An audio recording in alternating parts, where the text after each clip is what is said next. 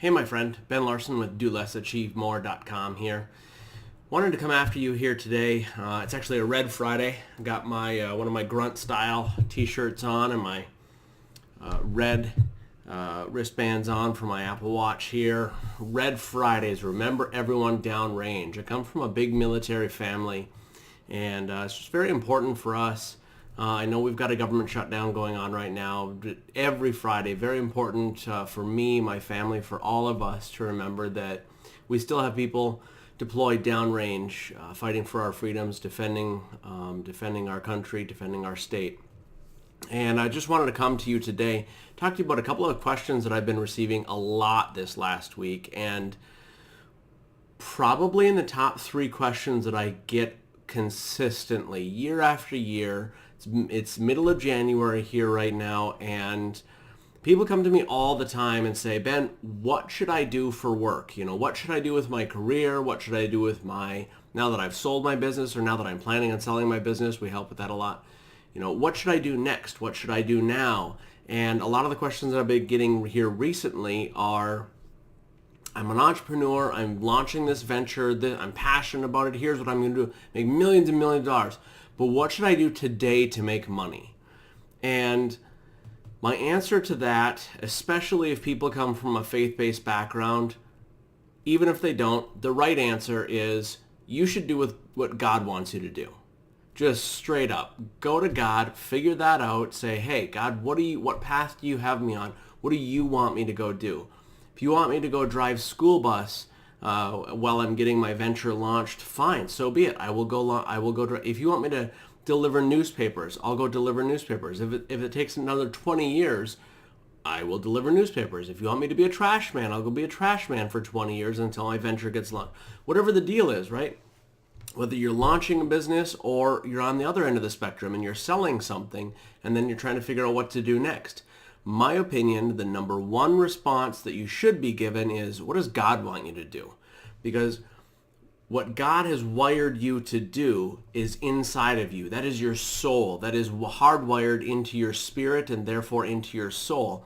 And that will come through once you focus on it. And again, if it happens to be, selling knickknacks at the mall or being a trash man or whatever it happens to be, that is the path that God has wired you for, so that you should do that. Then you will fulfill what you are ultimately supposed to do, even if it is this stopgap, which is very often, by the way.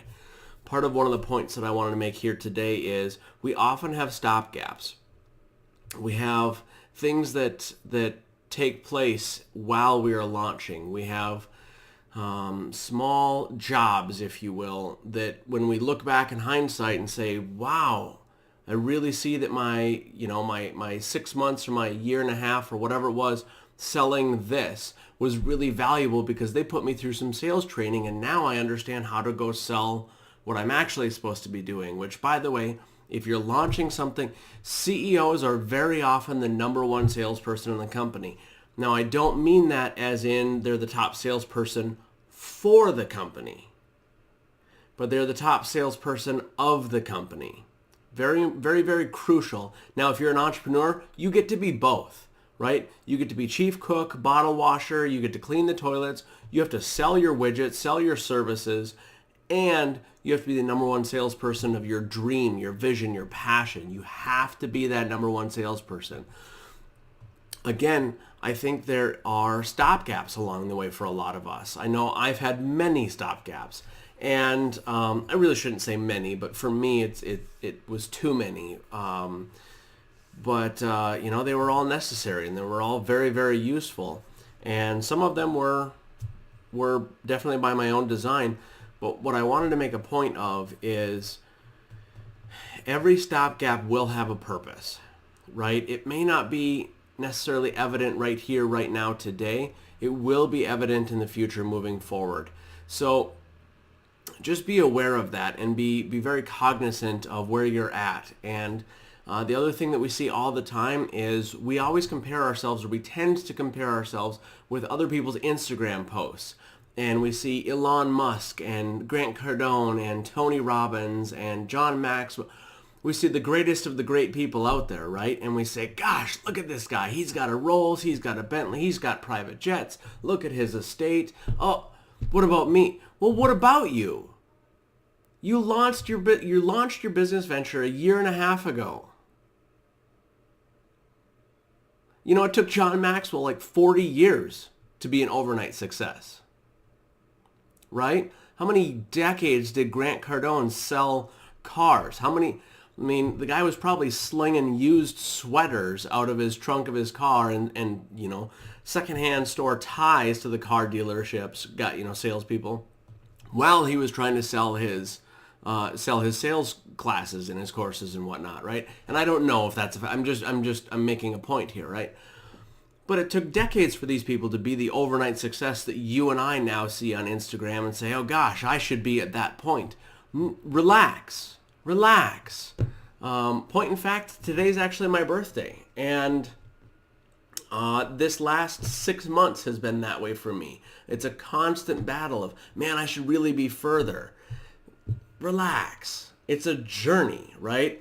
I heard some ancient wisdom to the tune and melody, and it said life's a journey, not a destination. And it is a journey. You have to fall in love with the mystery. You have to fall in love with the wonder of this adventure, right? And we do a theater of the mind piece, and one of the most influential movies of my childhood was Peter Pan, because Peter Pan never had to grow up.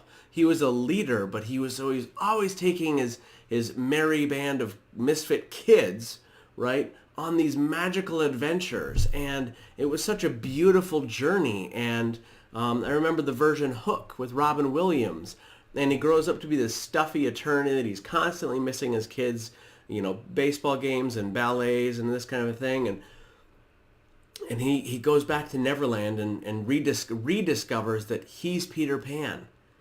He's got this magical world that he's from, and he realizes that life's a beautiful adventure. Life is a grand adventure, I think he says.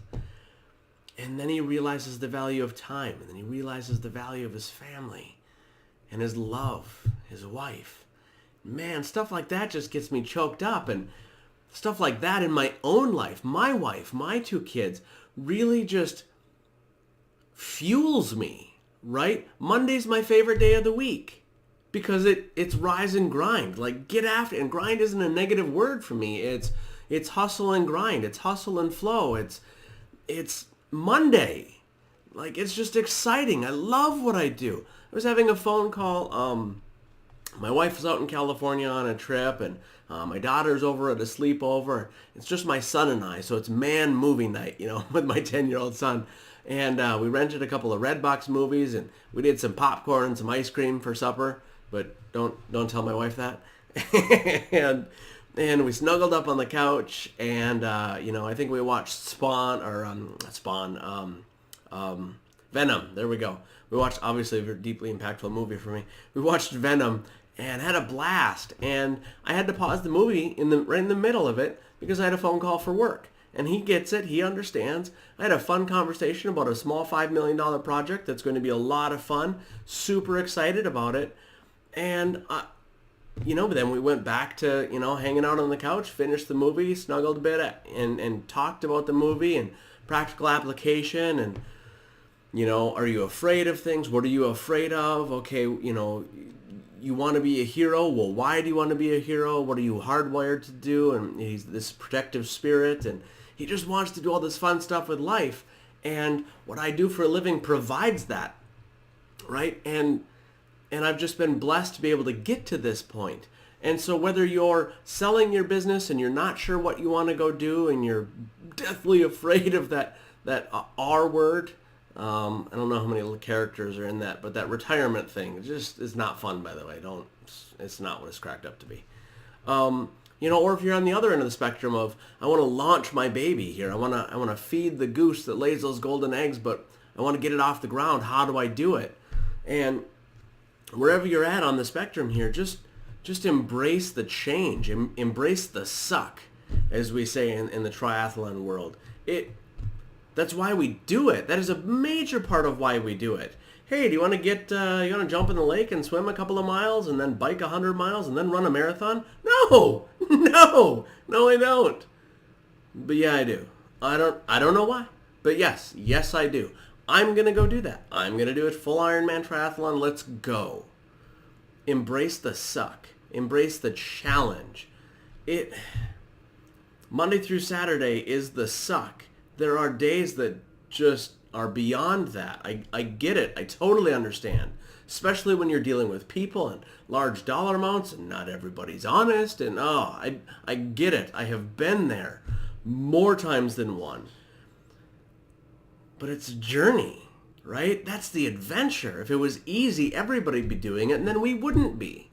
We'd go find something that was a challenge, right? I still remember one of the conversations with my financial attorney, really good friend of mine. His name's Eric, and he told me that exact same thing. He said, Ben, if it was easy, we wouldn't be doing it.